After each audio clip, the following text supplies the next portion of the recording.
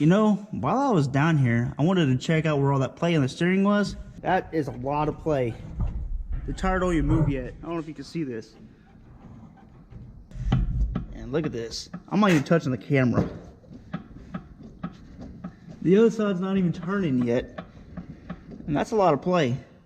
So basically, I'm gonna replace these because all the uppers and all that from the previous owner, he pretty much done all these, but I guess he didn't do these right here.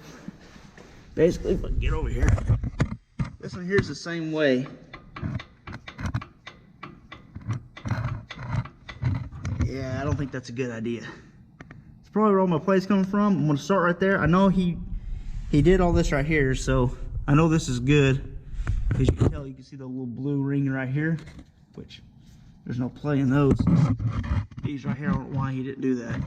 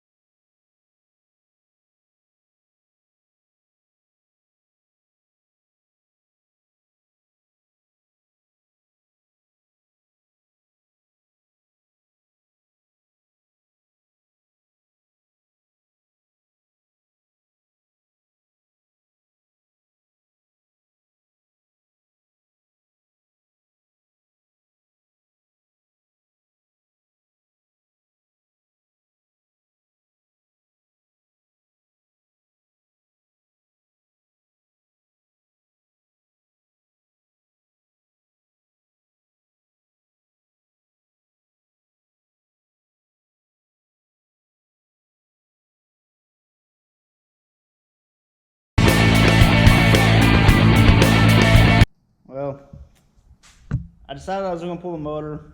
I'm going to do it right the first time, so I don't have to keep pulling the motor out, Basically, I'm going to take the motor to a machine shop or engine builder. I'm going to get the whole motor disassembled, rebuilt with performance parts. I think I'm going to go 20 over, ARP head studs, ARP main studs.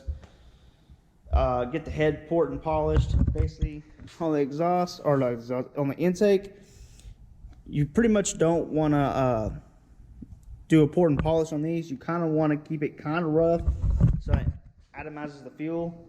On the exhaust side, you pretty much get these shinies you want them on the inside because you don't want the carbon to stick. So that's pretty much it for like the port and polish part.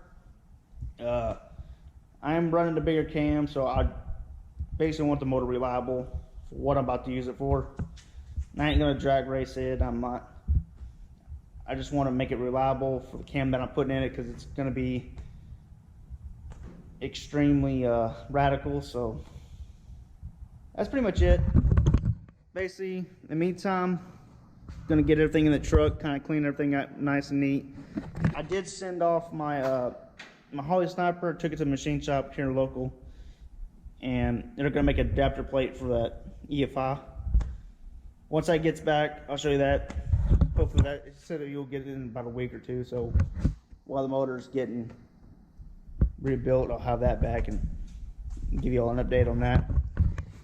The fender flares, I did have fender flares for this truck, which they are right here. I'm still working on mounting these. I'm still debating on how I want it to look because everybody's got their own preference. But yes, That's probably gonna be a future video. I do have some fender flares for it. Right now, just trying to get the truck running, get it on the road, and then I'll kind of mess with the fender flares down the road. But that should be a soon video.